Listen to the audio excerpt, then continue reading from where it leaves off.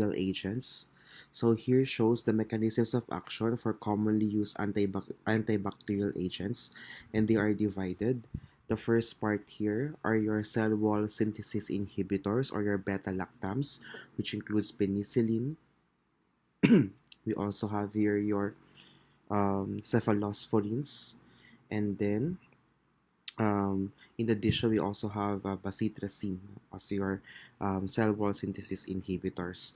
While the next here are your um, protein synthesis inhibitors. We have your aminoglycosides, your tetracycline, so they are all 30S ribosomal subunit here, or inhibiting the protein synthesis by binding to the 30S ribosomal subunit. And then in here naman po, we have 50S ribosomal subunit naman, such as chloramphenicol. Again, chloramphenicol, as we know, damages the bone marrow and it can cause aplastic anemia, while tetracycline inhibits bone growth naman po. Okay? And then next, next here naman po ay yung ating mga nucleic acid synthesis inhibitors, such as your fluoroquinolones, your rifampin, which is a common drug for tuberculosis. Then we also have here your sulfonamides, your trimethoprim. And then lastly here are your cell membrane synthesis inhibitor, such as your polymyxin B and colistin. In summary po, no, kahit ito na nakatitandaan natin dito, no, yung mga target sites of antibacterial agents, again, divided as cell wall synthesis inhibitor, protein synthesis inhibitor, nucleic acid synthesis inhibitor, and cell membrane inhibitor. So again, yung mga beta-lactam drugs like penicillin, cephalosporin, we have your vancomycin. So siya lang po yung nag-end sa mycin na cell wall synthesis inhibitor, while the rest nga po ng mga mycin, aminoglycoside or under aminoglycoside protein synthesis inhibitor. But for vancomycin, it is a cell wall synthesis inhibitor. And then we also have your bacitracin, also a cell wall synthesis inhibitor. Again, we have your aminoglycosides, 30S ribosomal subunit protein synthesis inhibitors. Tetracycline is also 30S, chloramphenicol 50S ribosomal subunit. And then we have here your nucleic acid synthesis inhibitor, such as your fluoroquinolones. No, we have also your rifampin or rifampicin, you have your sulfonamide, and your trimethoprim sulfamethoxazole. And then we also have here your cell membrane synthesis inhibitors, such as your polymyxin. Number 89, an antibiotic that inhibits cell wall synthesis is, again, chloramphenicol is a protein synthesis inhibitor, sulfamethoxazole is a nucleic acid synthesis inhibitor, colistin is a cell membrane synthesis inhibitor. So the um, penicillin here serve as a cell wall synthesis inhibitor. So antibiotic that inhibits cell wall synthesis is letter B, penicillin. Number 90, in the Kirby-Bauer disk diffusion susceptibility test, which variable is critical when testing Pseudomonas species for antibiotic susceptibility to aminoglycosides? So we have letter C, cation content of the media. Why po? Because increased level of calcium and magnesium will cause increased resistance of Pseudomonas aeruginosa to aminoglycosides. Again, increased calcium and magnesium can cause increased resistance of Pseudomonas aeruginosa to aminoglycosides. So we will observe a smaller zone of inhibition, smaller zone of inhibition showing na po resistance or increased resistance. Hence, we should use deionized water, particularly for Pseudomonas aeruginosa isolates.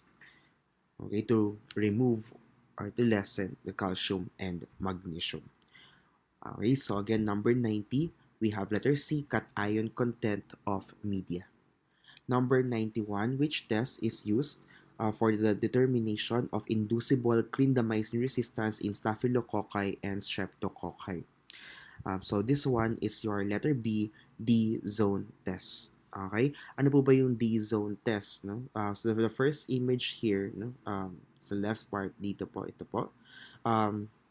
This one shows po the in the reaction antimicrobial testing for your erythromycin and clindamycin.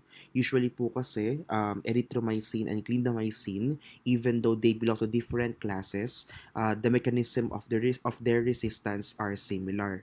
So if erythromycin is susceptible, the clindamycin is also susceptible, while for erythromycin being resistant, clindamycin will likewise show resistance. Okay, ang problem dito is kapag si erythromycin ay naging resistant tapos si clindamycin biglang naging susceptible. So in that case, we need to confirm if talagang susceptible siya sa clindamycin or may case ng inducible clindamycin resistance. So that is now your D test. So your D zone test is to detect nga po or to determine inducible clindamycin resistance. So the first image here, yung ating letter A dito, shows that they are both susceptible. Letter B naman shows that they are both resistant.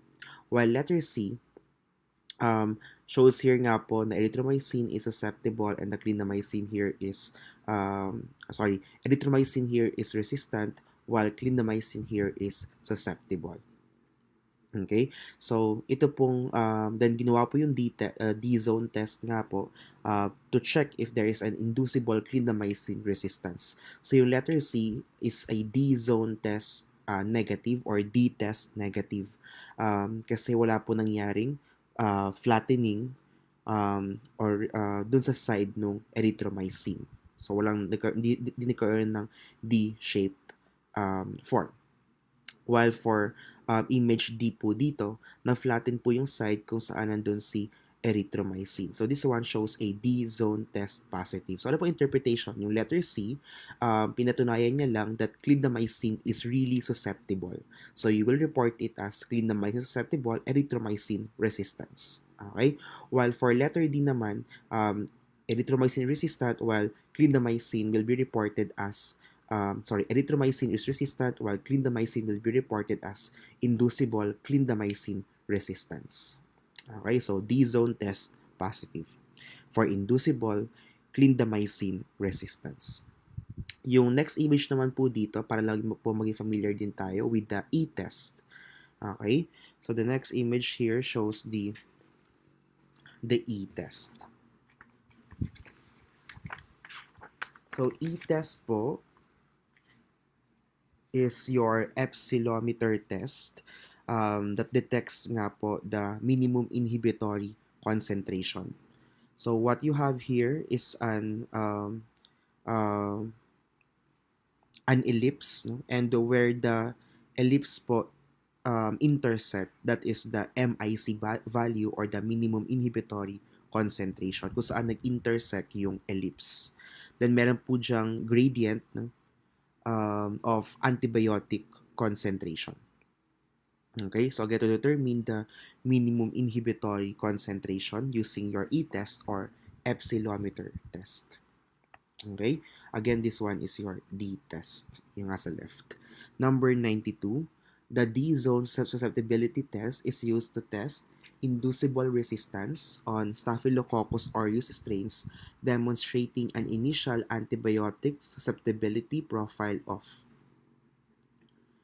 Again, the D-zone test is used to test inducible resistance on Staphylococcus aureus strains demonstrating an initial antibiotic susceptibility profile of. So, ginagawa nga po natin yung D-zone test like a confirmatory kung talaga bang clindamycin is susceptible or sensitive. Kung ang erythromycin ay napakita ng resistance na test initially. So we have 92, we have letter C, erythromycin resistant, clindamycin is sensitive. No? Kasi nga 'di ba, as I said nga po, they are belonging to different classes, but their mechanism are likewise similar. So if erythromycin shows resistance, we expect kind of that clindamycin will also show resistance. So yun po yung mga usual na cases.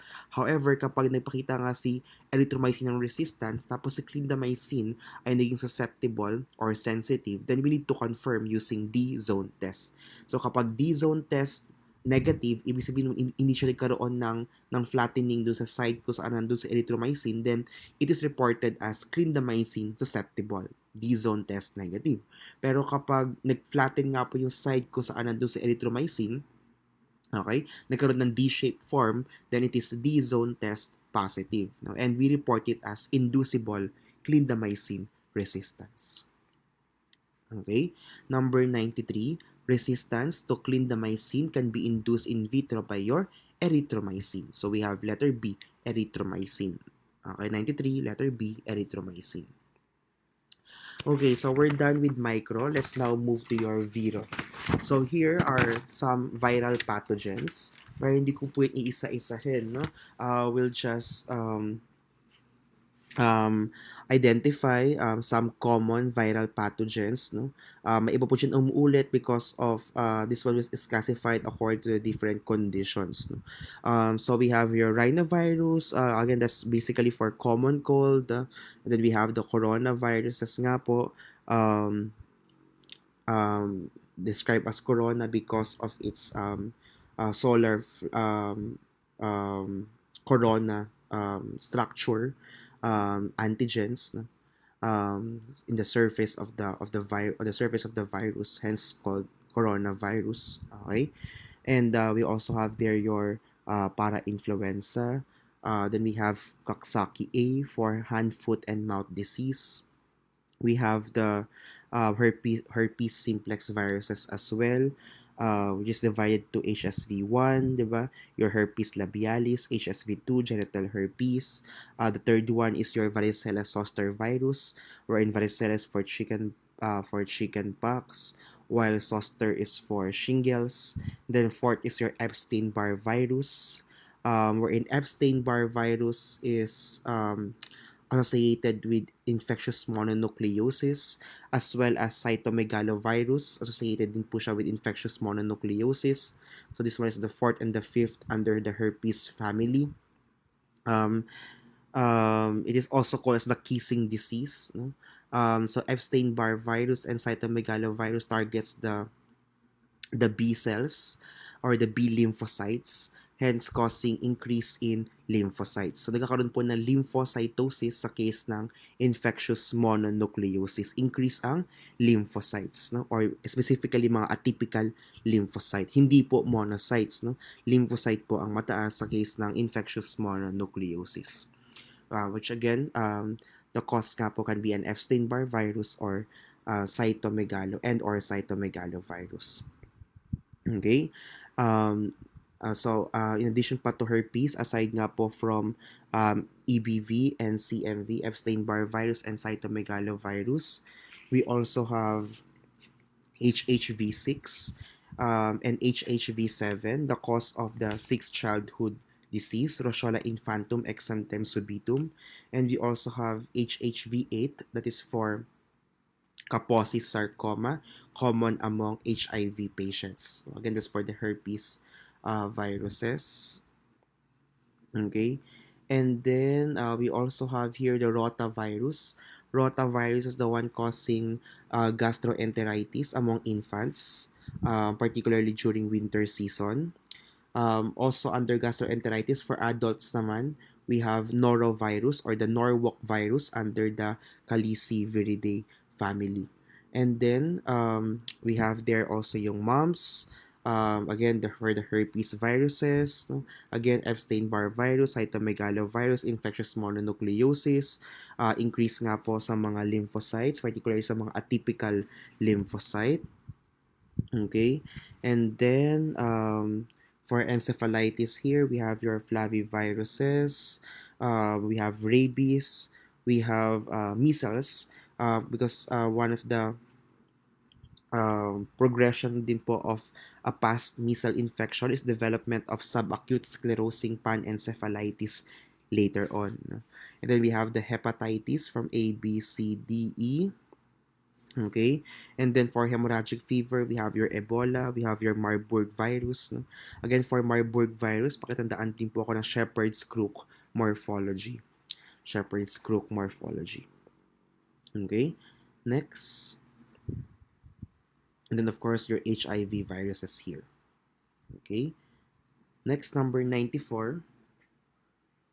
When specimen delay is anticipated, virology specimens are optimally maintained.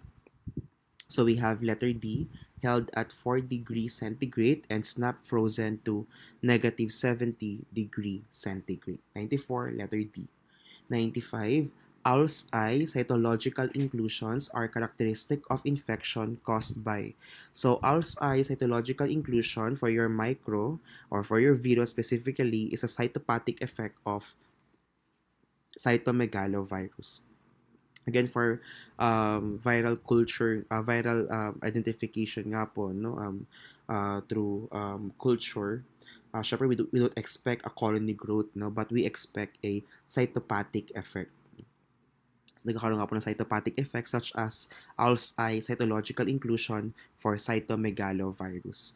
Speaking of owl's eye, also take note of Reed-Sternberg cell, but that is for HEMA naman po. No? Reed-Sternberg cell commonly found in those having Hodgkin's disease, no? Or Hodgkin lymphoma.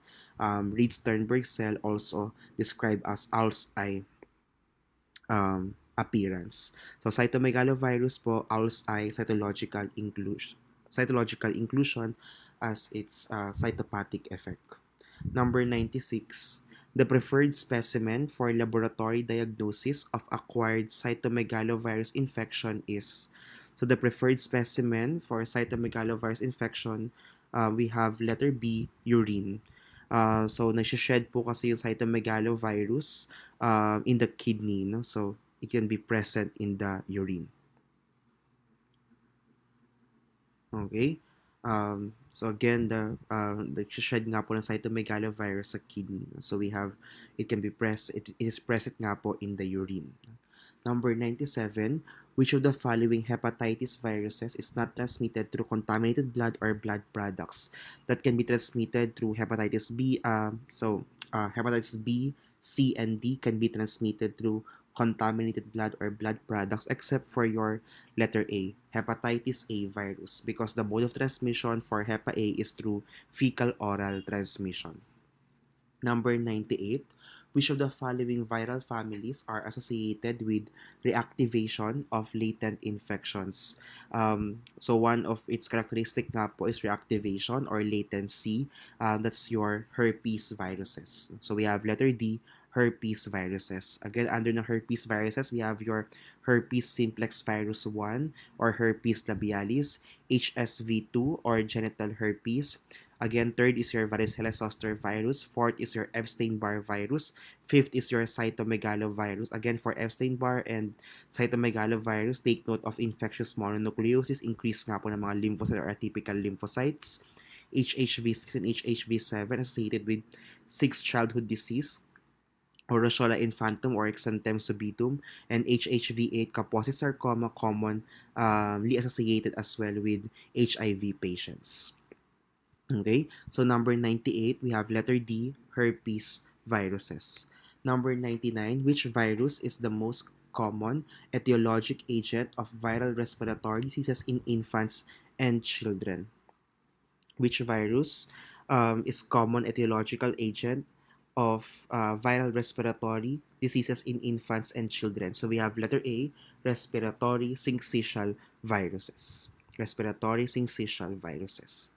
Next, number 100, viral pathogens associated with infectious mononucleosis. Again, alam niyo po ito, letter C, Epstein-Barr virus and cytomegalovirus. So again, take note of increase here in the lymphocytes. So lymphocytosis, particularly mga atypical lymphocytes. Number 101, which of the following viruses is implicated along with Epstein-Barr virus as a cause of infectious mononucleosis? So again, we have Epstein-Barr virus and cytomegalovirus. We have letter A, cytomegalovirus. 102, which virus belonging to the Reoviridae group causes gastroenteritis in infants and young children but asymptomatic infection in adults? So under the Reoviridae family nga po, causing gastroenteritis in infants and young children, this is your letter B, rotavirus. Again, rotavirus, cause of acute gastroenteritis during winter for infants and young children. Rotaviruses. So 102, we have letter B. And again, the most common here complication would be, of course, severe diarrhea. 103. Specimen for diagnosis of rotavirus infection. So we can perform po enzyme immunoassay to detect antibodies. We can perform enzyme immunoassay as well as latest agglutination for the detection of the antigen. Or if you want to determine the nucleic acid itself, then we can perform your polymerase chain reaction, particularly your RT-PCR or reverse transcriptase polymerase chain reaction. So we have letter letter B, stool through enzyme immunoassay as well as latex agglutination. Okay, so stool sample po dapat. Okay? And then the common tests are your enzyme immunoassay and latex agglutination. 104. A very small single-stranded DNA virus that causes a febrile illness with a rash and is called the fifth childhood disease after rubella, varicella, and rosola. So for the fifth childhood disease, that is your erythema infectiosum with a characteristic slapped cheek rash. And this one is true for letter D, parvovirus B19. Parvovirus B19. Okay. Next, number 105. What virus is associated with venereal and respiratory tract warts and produces lesions of the skin and mucous membranes? Which virus is associated with venereal and respiratory tract warts and produces lesions of the skin and mucous membrane? So this one is your letter D, your papilloma virus or human papilloma virus. So this one causes nga po condyloma acuminata or um, warts. No? So we have your condyloma acuminata. Okay, and it is also the one associated with cervical cancer, human papilloma virus. Okay, or causing cervical cancer. 106. Which technique is most widely used for the confirmation of infection with human immunodeficiency virus? So for screening, we are using your enzyme-linked immunosorbent assay. Kapag nag-positive po doon, we need to repeat it first. No? Kung talaga mag-positive siya, bago natin ipa-confirm yun. And for the confirmatory, we are using your Western blot assay, which detects nga po proteins. No? Again, yung snowdrop, no? Southern blot, no? DNA, no? Northern blot, no? We have RNA, and then we have Western blot for protein. Okay? So, Western blot or immunoblot assay nga po for the confirmatory for protein detection. Okay? So, we have 106 for confirmation for confirmation. 6, sorry, mali po yung ating na highlight. It should be letter A. Correct ko lang po. Okay. So this one should be letter A. Okay. So again, for number 106, letter A, Western blot assay. So again, that's for confirmation. Yung ELISA po, that is for screening. So 106, letter A. Okay. Next po tayo. So the CDC has defined HIV-1 Western blot as the presence of any two of the following bands. So for us to have a positive Western blot immunoblot assay, kailangan daw po magkaroon ng two of the following bands. So P24, GP41, GP120, 160. So kung GP120, 160 po, dalawang may band doon, counted lang din po yun as isa. Okay? So, kailangan may isa sa P24 and GP41 or GP120 or 160. No? So, kailangan may tig-isa sila dito. No? And so, there should be two or more. So, pwedeng P24, GP120, or P24 tapos GP41 or P24 tapos GP160. So again, two of the following bands. Okay, two of the following bands. Okay. Um, so if no bands are present, the test is considered negative. If one or more bands are present but not in the combination, so kailangan nga po two of the following bands here. So P24, GP41, or GP120, 160. That meets the criteria for positivity. So if may more than one or more bands, so may isa lang o kaya may maraming bands na present din pero hindi naman yung two of the following bands listed here, then the test is considered indeterminate. Okay, the test will be considered as indeterminate. So yung una po dito, the first reaction dito shows a positive result nga po, no? This is a P24, GP41, GP120, 160. Yung second naman po may P24 din siya. Wala siyang GP41 pero meron siyang GP120, 160. So two of the following bands pa din, tama? So positive pa din siya. Yung 3 naman is negative. Yung 4 naman, nag-positive siya sa P24, yun lang, no? Wala siya sa GP41, wala din siya sa GP120, 160. So, this one is indeterminate. Yung 5th naman, positive siya sa P24, pero wala din siya sa GP41, wala din siya sa GP120, 160, though may mga other bands siya na present. So, this one is still indeterminate. Kasi kailangan 2 of the following bands sa P24, GP41, or GP120, 160. Okay, so again, that is for your Western blot. 107. So we're done with virus. Let's now move to fungi. The fundamental unit of the fungus is the fundamental unit po is the hypha. So we have letter A, hypha. So yung hypha po, yun yung nag-join to form the mycelia. Okay, 108. Which group of moles can be ruled out when septate hyphae are observed in a culture? Which group of moles can be ruled out when septate hyphae are observed in a culture? So septate, ibig sabihin may cross-wall micelle division, and that is in exemption to your zygomycetes, because zygomycetes are described as aseptate. They are coinocytic, they are aseptate, meaning wala silang cross-wall, wala silang cell division. So, ruled out, when septate hyphae are observed, we have letter B, zygomycetes. Bakit nga po ulit? Because zygomycetes are having no cross-wall, no cell division, they are aseptate or coinocytic. Okay, so we have a table po dito for the zygomycetes. Aside from aseptate, meaning no cross-wall, no cell division, or coinocytic, pa-take note din po yung presence ng sporangiophore, no? Or sporangiospore or sporangiophore. That is only true for zygomycetes. Tapos, examples ng mga zygomycetes are your rhizopus, absidia, mucor, iba pa in combination like rhizomucor. No? So, mucor po, tandaan, wala po siyang rhizoids, no? O yung mga parang root-like structures dito. No? So, yung mucor, wala po siyang presence ng rhizoids. Again, that's for your zygomycetes. Next, number 109.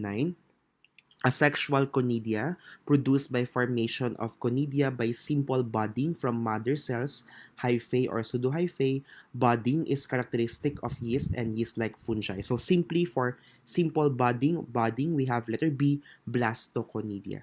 Okay, so we have letter B, blastoconidia. So, budding, again, blastoconidia. Yung letter A po, arthroconidia. Arthroconidia is the fragmentation of the mycelia to form a rectangular or barrel shape. Okay? And that is true for coccidioides, geotrichum, and trichosporo. Tandaan po yon, for arthroconidia, nag-fragment po yung mycelium to form rectangular or barrel shape. And tatlong organism po yon or tatlong fungi yung may presence nga po ng arthroconidia. We have coccidioides, geotrichum, and trichosporon. Coccidioides, geotrichum, and trichosporon. Okay? While letter C is chlamydoconidia, that is the having a thick-walled structure sa ating mycelia. Okay? So a thick-walled structure po, chlamydoconidia. And that also shows resistance, no? Having a thick-walled structure. And Chlamydoconidia po is also present in Candida albicans using cornmeal agar. So we can also, Candida albicans can also exhibit Chlamydoconidia using cornmeal agar. Ano pa? Common example na may Chlamydoconidia is Paracoccidioides brasiliensis, which is a systemic fungi.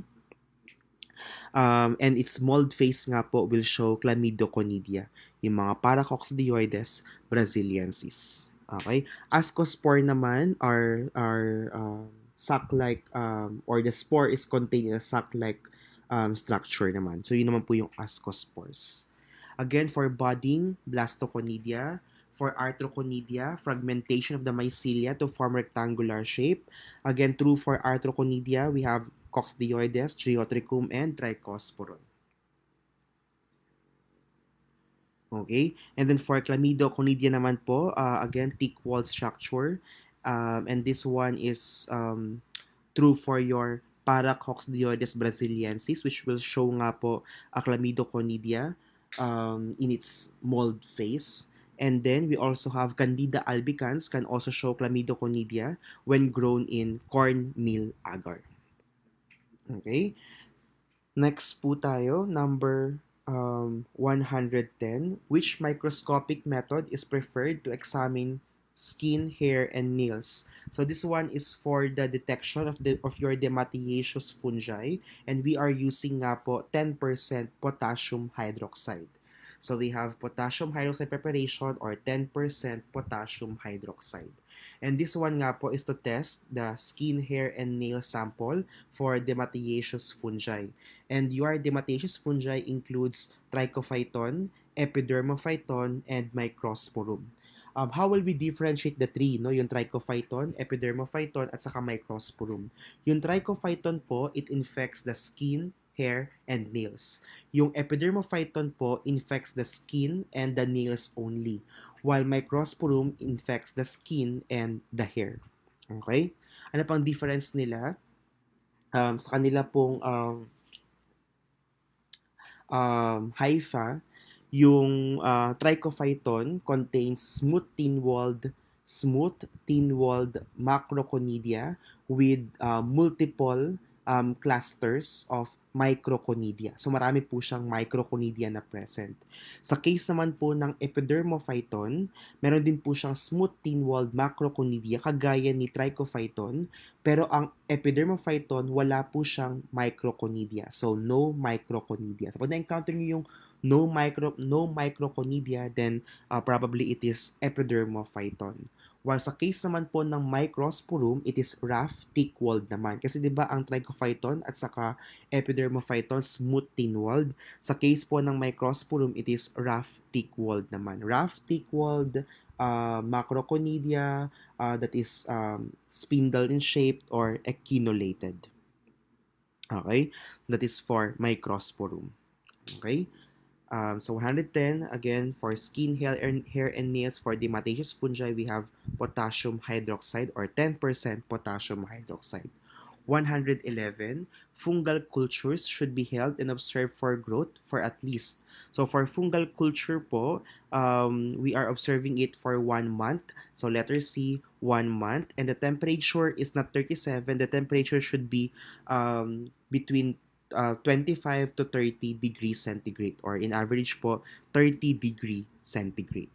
So for fungal culture po, we are using a general isolation media named or called saburo-dextrose agar. Tapos nag-a-add na lang po tayo doon ng mga antibiotics to inhibit yung mga organism. For example, we are adding chloramphenicol to inhibit bacteria. We are also adding cycloheximide to inhibit the saprophytic fungi, and that includes Cryptococcus. So kapag ang tanong ay gusto ko mag-identify ng Cryptococcus, so dapat yung general isolation media ko, yung saburo-dextrose agar, dapat walang cycloheximide. Nakuha po yun. Again, the general isolation media is saburo-dextrose agar.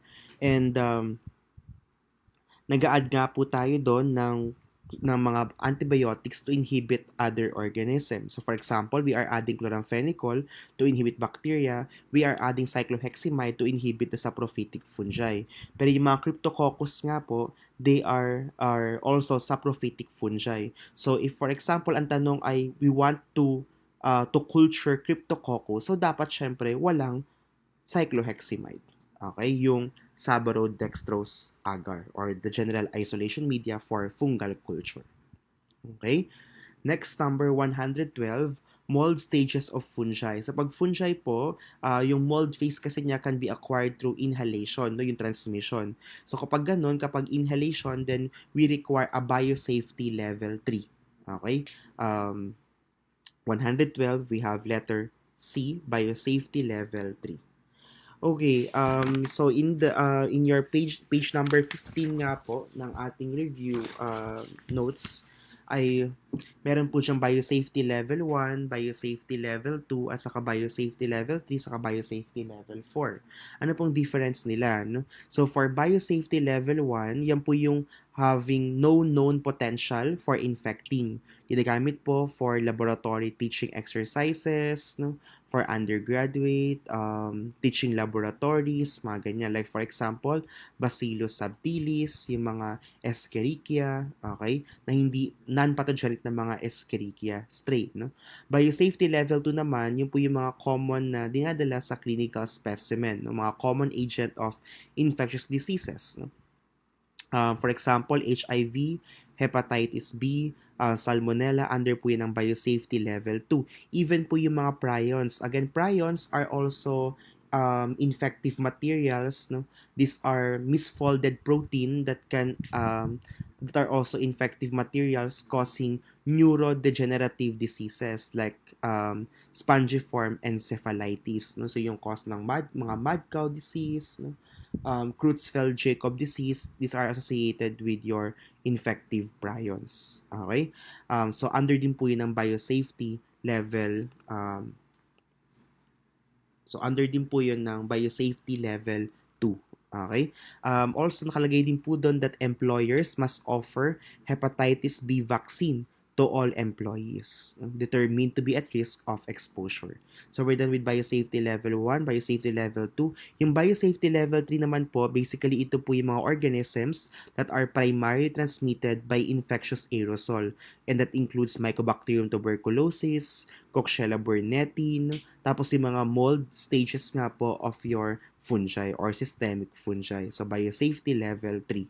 Yung biosafety level 4 naman, no, yung letter D, these are for exotic agents. Lalo na yung mga wala pang further studies na ginagawa, wala pang vaccine, wala pang therapy, no?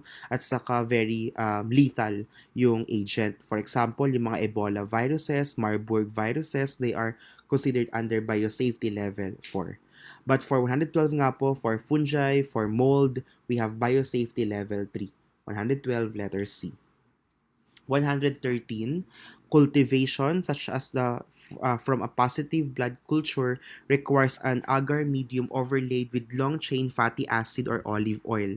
Tandaan po natin yung olive oil loving fungi, that is your letter D, Malassezia furfur, olive oil loving fungi with a characteristic spaghetti and meatball appearance or spaghetti and meatballs appearance. Okay? Again, Malassezia furfur is the one causing tinea or pityriasis versicolor, wherein there is an uneven pigmentation of the skin. Olive oil loving fungi, spaghetti and meatballs appearance. We have your letter D, Malassezia furfur. 114, cutaneous disease involving skin, hair, and nails usually indicates as an infection with a. Okay? So, for dematiaceous fungi nga po, for skin, hair, and nails, again, that's your trichophyton, epidermophyton, skin and nails. Hair, we have skin and, for microsporum naman, we have your skin and hair. So, yung po yung mga common natin na mga dematiaceous fungi, trichophyton, epidermophyton, and microsporum. So, cutaneous disease involving skin, hair, and nails usually indicates an infection with letter B, your dermatophytes. Okay? Trichophyton, epidermophyton, and microsporum. Again, how to differentiate the three? Ang trichophyton, smooth, thin-walled macroconidia with numerous grape-like clusters of microconidia. Epidermophyton, smooth, thin-walled macroconidia pero wala po siyang presence ng microconidia. And for microsporum naman, rough naman siya, no? Rough, thick-walled macroconidia and microconidia that are echinolated or spindle in shape. Okay? Next po tayo, 115. Which trichophyton species causes the favus type of Tinea capitis seen in the Scandinavian countries and in the Appalachian region of the United States? So for Tinea, uh, for trichophyton,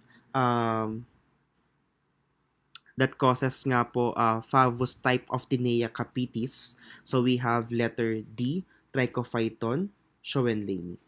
So again, 115, we have letter D, Trichophyton schoenleini, causes the favus type of Tinea capitis. This one is called the ringworm of the scalp, characteristic mousy odor of the scalp, also associated with alopecia. So nakakalbo din. Okay? Next, 116, hair baiting test. So hair baiting test or hair perforation test is used to differentiate your Trichophyton mentagrophytes and Trichophyton rubrum. So we have letter A, Trichophyton mentagrophytes and Trichophyton rubrum. So hair baiting test positive is Trichophyton mentagrophytes. Hair baiting test negative, we have Trichophyton rubrum. We can also differentiate them by urease. Mentagrophytes is urease positive, while rubrum po urease negative. Okay? Ano pang difference nila? We can also differentiate them based on their macro and microconidia. For mentagrophytes, mukha po siyang may mga grape-like clusters ng microconidia. For rubrum naman, hindi siya mukhang grape-like clusters, mukha siyang teardrop shape. Mukha naman siyang teardrop shaped, wherein we describe it as birds on a nest appearance, diba? Birds on a nest appearance. So mentagrophytes versus rubrum. But primarily, we can differentiate them based on hair perforation or hair baiting test. Where in mentagrophytes, hair baiting test positive, rubrum, hair baiting test negative. Okay, 116 po yun. Next, we have 117. A case of Tinea unguium produced green-brown velvety colonies that were gently folded. Microscopically, the fungus produced numerous thin-walled macroconidia with 3 and 4 cells. Microconidia were absent. So ito po yung aking sinasabi kanina, no? Sa mga dematiaceous fungi nga po, we have trichophyton, skin, hair, and nails. Epidermophyton, skin and nails. Tapos, we have microsporum nga po, skin and hair. Tapos we also differentiated nga yung tatlong yan. Sino daw po dyan yung may smooth thin-walled macroconidia, that is for trichophyton or epidermophyton. Sino daw po yung absent yung microconidia, that is your epidermophyton. Tama? So we have letter B, epidermophyton flocosum. Okay? So for trichophyton po, meron siyang smooth thin-walled macroconidia with numerous grape-like clusters of microconidia. Sa case naman po ng epidermophyton, smooth thin-walled macroconidia without or absent nga po ang microconidia. Sa case naman po ng microsporum, rough, thick-walled na po siya. Hindi siya smooth thin-walled. Rough, thick-walled macroconidia with echinolated or spindle shaped. So for 117, we have letter B, epidermophyton flocosum. Smooth thin-walled macroconidia, microconidia were absent. 117, letter B. 118, these are your dimorphic fungi. Dimorphic fungi exhibits. So dimorphic fungi, ibig sabihin po nun, they are at a mycelial or mold phase at 25 to 30 degrees centigrade, while in a body temperature 35 to 37 degrees centigrade, they are in a yeast phase. Okay? So sa body natin, sa pag na-infect tayo, so again, that's the yeast phase. What we can recover is the yeast phase, no? While the present, no, in the environment, no, upon transmission nga po through aerosol, we have your mold phase. So again, yung mga dimorphic fungi, mycelial phase or mold phase at 25 to 30 degrees centigrade, while yeast phase nga po at 35 to 37 degrees centigrade. So what we can recover in the body is the yeast phase. What is transmissible nga po, we have your mycelial phase. Okay? So, 118, we have letter A. A mycelial phase at 25 to 30 degrees centigrade and a yeast phase at 35 to 37 degrees centigrade.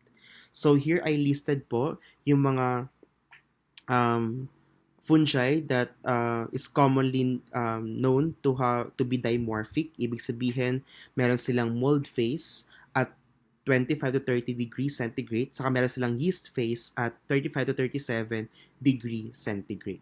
Usually po dyan ay yung mga systemic fungi from Blastomyces, Paracoccidioides. Again, correction po, sorry. This one should be Paracoccidioides brasiliensis. Okay? Sorry po, no? That's for Paracoccidioides brasiliensis. Then we also have Histoplasma capsulatum and your Coccidioides imitis. These are all systemic fungi. While for Sporotrix schenki, Sporotrix po is a subcutaneous fungi causing subcutaneous mycosis, but Sporotrix also exhibits is also dimorphic. So meron din po siyang mold, saka meron din po siyang yeast phase. Okay? So isa-isahin po natin. We have your Blastomyces dermatitidis is your North American blastomycosis or Gilchrist disease, wherein the mold phase here having a characteristic lollipop conidia. The yeast phase, meron po siyang broad-based body. Sa case naman po ng Paracoccidioides brasiliensis or South American blastomycosis, the mold phase here is the Chlamydoconidia, while the yeast phase nga po dito meron siyang multiple narrow neck budding na mukha daw pong mariner's wheel or mariner's wheel appearance. Sa case naman po ng Histoplasma capsulatum, this one is the Darling's disease or Spelunker's disease, so common sa mga nagki-caving. Okay? And then, acquired nga po from bat droppings. So, yung mold po niya dito, meron siyang tuberculate macroconidia, pyriform microconidia. Sa yeast naman siya, meron siyang mga small budding yeast cell within macrophages. That's for Histoplasma capsulatum. Sa case naman po ng Coccidioides imitis, so this was the cause of San Joaquin Valley fever or desert fever and major biohazard in the laboratory, no? Because this one is highly transmissible. Okay, so we have the mold phase here is the presence nga po of Arthrochonidia. Diba, Arthrochonidia is the fragmentation of the mycelia to form a rectangular or barrel shape. And this one is positive. Arthrochonidia is seen in Coccidioides, Geotrichum, and Trichosporon. Then meron po siyang, let me correct this one, wala po siyang yeast phase dito. Kasi ang present po sa kanya ay hindi yeast, kundi spherule. So, meron po siyang presence dito ng spherule containing the infective endospores. Okay? Again, this is for your systemic fungi, Blastomyces, Paracoccidioides, Histoplasma, and your Coccidioides imitis. And then we have here your subcutaneous mycosis, Sporotrix schenki or rose gardener's disease. Kapag na-prick po tayo ng mga rose thorns, no? So we have here yung mold phase niya. Meron siyang floweret conidia with or without sleeve. So very delicate dito yung kanyang hypha. So also, it is also being described as having a delicate hypha. And then yung kanyang yeast phase naman po, meron siyang cigar-shaped yeast cell. No? Cigar-shaped yeast cell. Okay? Again, very important po itong mga ito. So this can be asked, no, sa ating ASCPI exam. And also, important din na samahan siya ng mga images. No? So I will also present some atlas or images for your Blastomyces, Paracoccidioides, Histoplasma, and your Coccidioides and Sporotrix schenki para mas maging familiar tayo. Okay? Okay, so again, please take note. 119, Which of the following yeast enzymes is detected using birdseed or Niger seed agar? Birdseed or Niger seed agar, or sometimes they also call this one as Staves medium. So birdseed or Niger seed agar or Staves medium, STAIB. Okay? And this detects nga po phenol oxidase, letter A, true for Cryptococcus neoformans.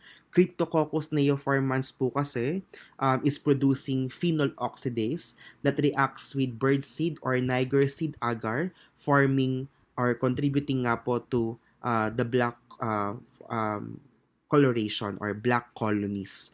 Kaya kakaroon po ng black colonies of Cryptococcus neoformans on birdseed, Niger seed, or Staves medium, as Cryptococcus produces the enzyme phenol oxidase.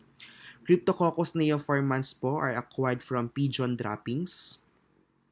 It is known to be urease positive, and one of the common tests nga po for detection of Cryptococcus, since Cryptococcus contains a capsule, we can perform India ink stain, wherein the background will be stained black while Cryptococcus will remain will not be stained, no? Will not be stained. Again, that's for your India ink stain for Cryptococcus neoformans. Again, birdseed, Niger seed agar, we have letter A, phenol oxidase, detects the phenol oxidase. 119, letter A. 120, okay, again, pakitandaan po sa Cryptococcus neoformans, no? 120, and it can cause cryptococcal meningitis, of course. 120. Which of the following yeast is characteristically positive for germ tube production? So for germ tube test po, it is one of the presumptive tests, particularly for Candida albicans, wherein we are using sterile serum at 35 to 37 degrees centigrade for 1 to 3 hours. No? Again, pag nag-grow po tayo, nag-culture tayo ng for fungal culture, dapat 25 to 30 degrees centigrade for 30 days. But for germ tube, it is incubated at 35 to 37 degrees centigrade only for 1 to 3 hours. Okay? And then, we will check for the presence of germ tube formation, pero kailangan wala pong hyphal constriction. Kung nagkaroon po siya ng mga hyphal constriction, then that is termed as pseudo germ tube, which is true for Candida tropicalis. Okay? But for those nga po truly positive for germ tube, we have your Candida albicans, 120, letter D. Aside from albicans, 121, germ tube formation is seen with which two yeasts, Candida albicans and Candida dubliniensis. So 121, letter D. So they are germ tube positive. 122, the mycelial form of which dimorphic mold produces thick-walled, rectangular, or barrel-shaped alternate arthroconidea. Again, arthroconidea is the fragmentation nga po of the mycelia to form barrel or rectangular shape. And again, this one is seen nga po in coccidioides, geotrichum, and trichosporon. So 122, we have letter A, coccidioides imitis. Again, review po tayo. Coccidioides is a dimorphic fungi. So, meron po siyang mold phase. Ang mold phase po niya, arthroconidea. Yung yeast phase niya, again, wala nga po siyang yeast, pero meron siyang spherule. Meron siyang spherule for Coccidioides imitis. Okay. Next, number 123. The yeast form of which dimorphic fungus appears as oval or elongated cigar-shaped. So, meron daw siyang cigar-shaped yeast cell, some with multiple buds. Alam niyo po ito, we have letter C, Sporotrix shenki. So, Sporotrix shenki, again, is the rose gardener's disease.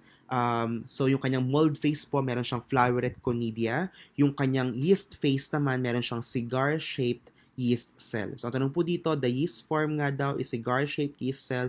So we have 123, letter C, Sporotrix shenki. 124.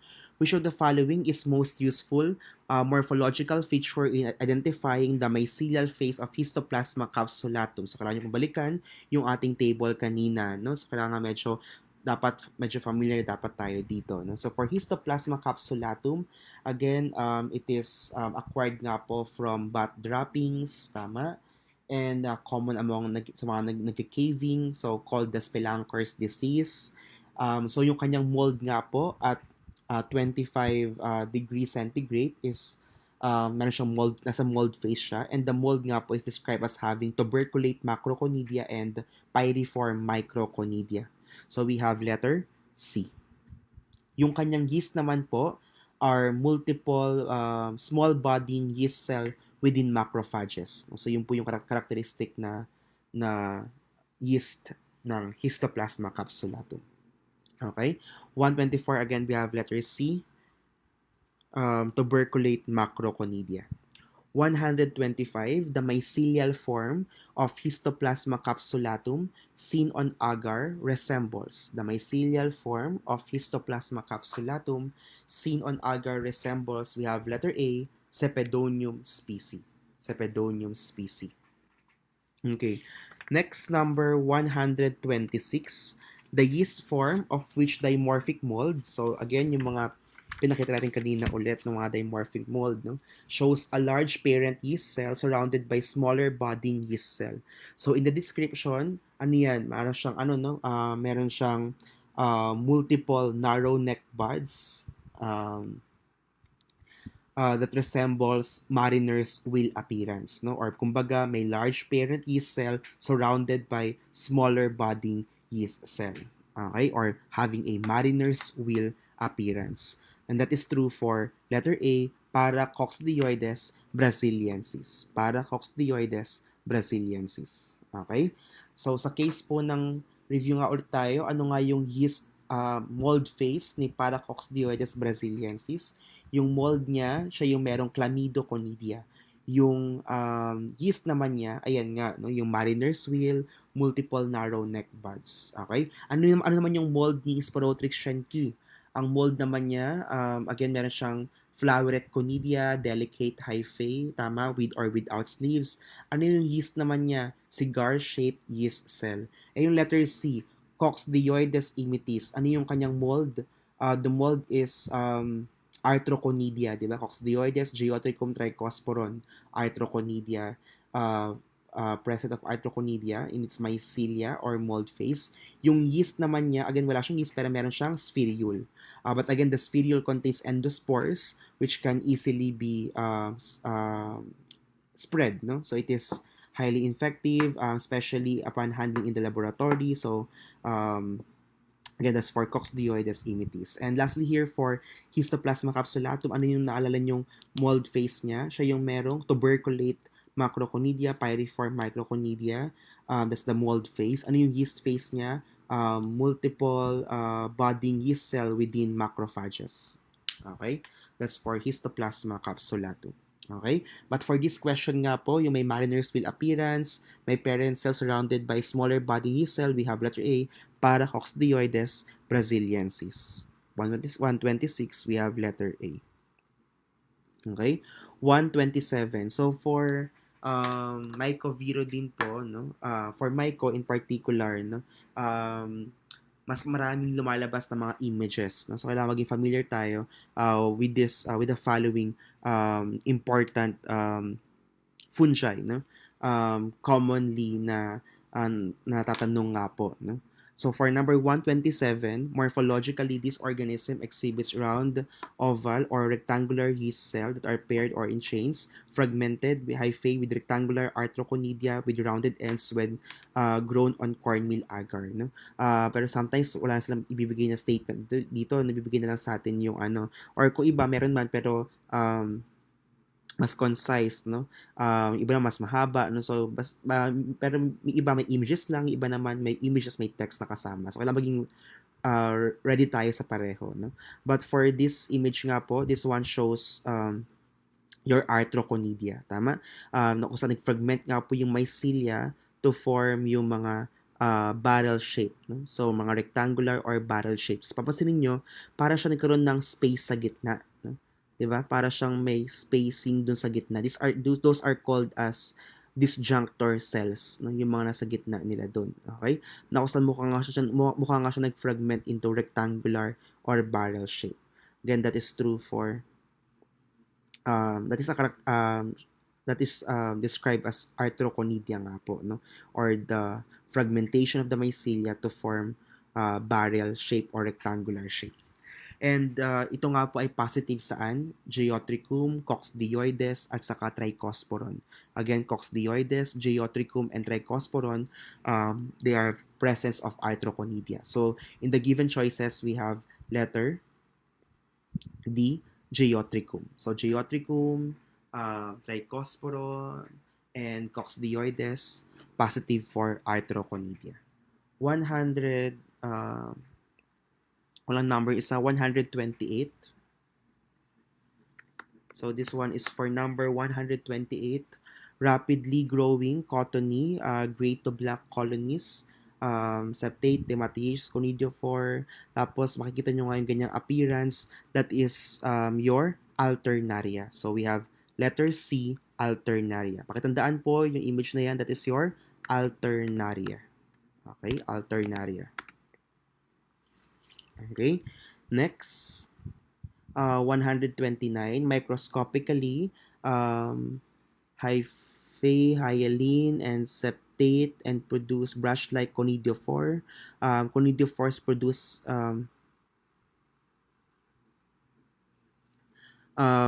from which phthalates producing chains of conidia arise. No? So for this, pag na-observe nyo siya, mukha daw po siyang hand of a skeleton. No?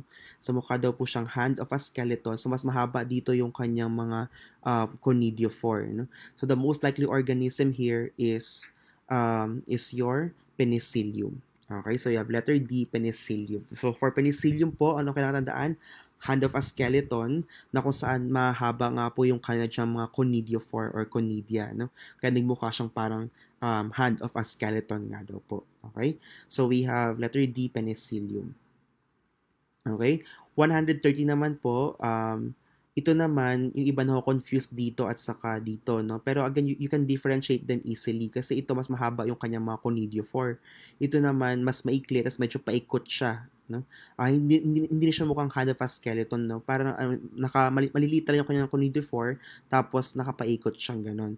And this one is your aspergillus. So we have letter C, aspergillus. 130, letter C, aspergillus. Okay, 131. So how can we now differentiate penicillium from aspergillus? No? So syempre based on their letter D, arrangement of the conidia on the conidiophore. Okay? So di ba yung isa kanina sa penicillium medyo pahaba siya, no? Parang kamay talaga siya, hanap skeleton. Ito namang aspergillus paikot naman siya. Okay? Saka mas maliliit yung kanyang mga conidia as compared to the penicillium. So 131, penicillium can best be separated from aspergillus by letter D, arrangement of the conidia on the conidiophore. Okay? Next, number 132, cultures of blank are a biohazard to laboratory workers and strict safety precautions must be followed when cultures are examined. Mature colonies may appear within 2 to 5 days of incubation and may be present on most media, including those used in bacteriology. Laboratory workers are cautioned not to open cultures of fluffy white molds unless they are placed inside a biologic safety cabinet.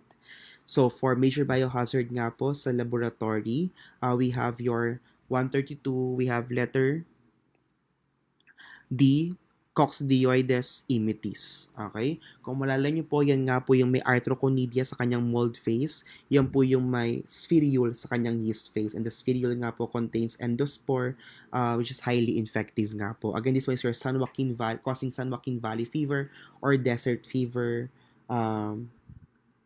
coccidioides immitis. 132, we have letter D. Okay? 133, the basic step for PCR. So the polymerase chain reaction involves 3 processes. Select the order in which these occur.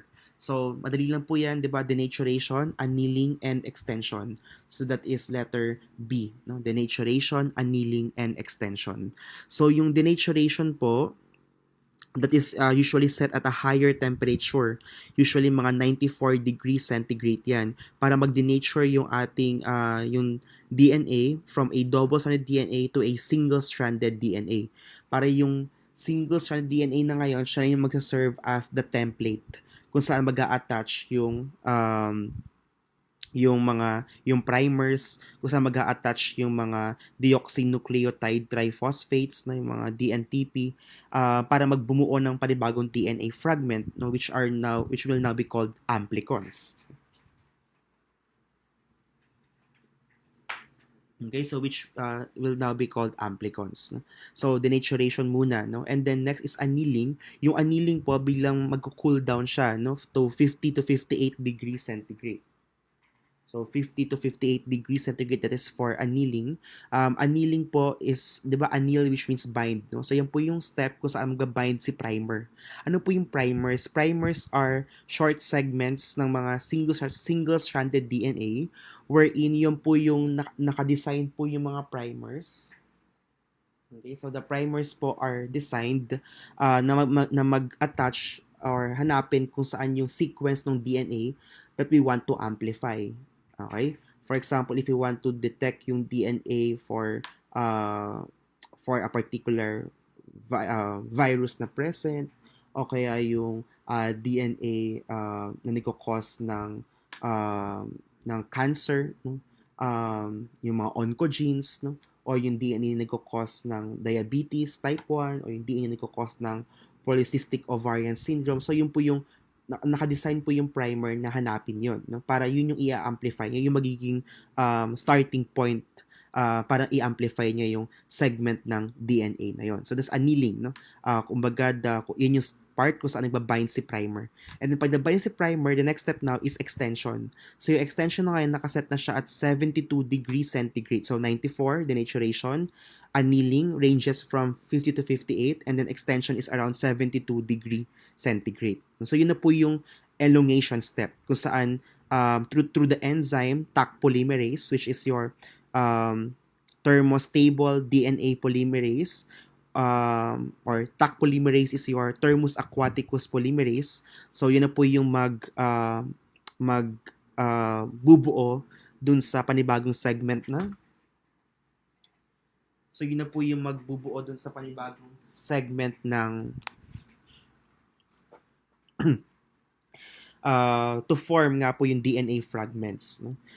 Known as amplicons. No? So magkakaroon po ng cycle lang yan ng denaturation, annealing, at saka ng extension for us to form nga po yung mga DNA fragments. Okay? So ibig sabihin, pag wala yung, for example, nag-set ka ng yung primer mo is for PCOS, for example, polycystic ovarian syndrome. Tapos, wala namang PCOS yung patient, wala siyang gene na susceptible siya for PCOS, then walang i-amplify. No? So walang ma-amplify, magiging negative yung result. No? Ganun din likewise sa detection nga po ng mga viral gene, no, for example for SARS-CoV-2, no, causing COVID-19, no. Pag wala siyang presence ng viral gene na 'yon, no, or pag wala yung virus na 'yon, wala naman siyang infection, then hindi magabind yung primer na 'yon, naka-design to detect the viral gene. Okay? So again, that's the principle po, no? So for PCR, and then magkakaroon nga po ng exponential uh, uh, formation ng mga segments or amplicons kung may presence nga po ng ganun. And then maglalagay po tayo ng fluorescein dye, so it will fluoresce. Kung syempre mas maraming na amplify, mas higher yung, or mas increase yung fluorescence. Okay? That is being detected by your real-time polymerase chain reaction. Okay? So again, ito po yung mga nasabi kong or na-mention kong components kanina for the template DNA, for the primer, for your Taq polymerase, no? Or Thermus aquaticus polymerase. And then we have here your deoxynucleotide triphosphate. So it involves nga po 3 steps: denaturation, annealing, and extension. And at the end nga po of each cycle, the PCR products are theoretically doubled. And again, the resulting DNA fragments is called amplicons. Okay? Tapos may fluorescent nga po yung ating gagamitin dyan, fluorescein dye. And then, it will fluoresce. No? So, mas maraming na-amplify, mas greater yung pag-fluoresce. Okay? Okay, that is detected by your real-time polymerase chain reaction. Okay? Kapag wala ka namang real-time PCR, kailangan mo pang mag-perform ng electrophoresis. Okay? To see yung band formation. Okay? But I will not go on with that anymore. Basta alam natin yung concept lang ng PCR. 134, in the PCR cycle, how is denaturation accomplished? So denaturation is accomplished through letter A, heat. 134, letter A, heat. Okay? At 94 degrees centigrade nga po yun. No? Next, 135, which method is a signal amplification system? Kasi po, basically we have two ways po to amplify here, no? Either signal amplification or target amplification. Kapag target amplification, you are increasing the number ng targets. For example, you are increasing the number ng DNA fragments or ng amplicons or ng mga nucleic acid sequence. So, nire-replicate mo yon, ini-increase mo yung copies, and then saka tayo magaan ng dye, like fluorescein dye, para mag-fluoresce. Okay? Pero basically, you are increasing the number of the targets. Kaya po siya target amplification. And that includes your PCR. So, ang principle ng PCR is based on target amplification. While we also have here what we call signal amplification, ito gumagamit tayo ng mga probes, gumagamit tayo ng mga reporter molecules. So dito, we don't need to increase the number of copies, but we are increasing the signals. Kaya signal amplification. And the example nga po niyan is your branch DNA. Okay, so 135, we have letter A, branch DNA. While the rest, quantitative PCR or qPCR or PCR or digital PCR, real-time PCR, reverse transcriptase PCR. So lahat po yan target amplification na. Okay, so that's for number 135. Okay? So, ayan, basically, yan po yung branch DNA, signal amplification, other PCR, and considered as under target amplification. Okay, so that ends po our micro ratio discussion. So I hope po meron po tayong natutunan, no, for our ASCPI exam preparation. So again, expect po natin na ang mga questions nga po would involve higher order thinking skills. So more of application po yan, like what should the MLS do, more of analyzation, no? So, pag nag-aral po tayo, dapat ganun. Pero again, syempre, kailangan natin balikan yung mga basics din, no? Para we can apply those essentials para magamit natin as we treat the problem. Okay? Tapos, also take note of the images. So, I will create one po. I will create an additional presentation showing naman po yung mga different images for parasites, no? For fungi, and also some in micro. Okay? Na hopefully na makatulong din po sa atin para sa examination. Okay? So if you have any questions na lang po, you can post it in the comments, no, nung group, sa group, para we can address your concern, no?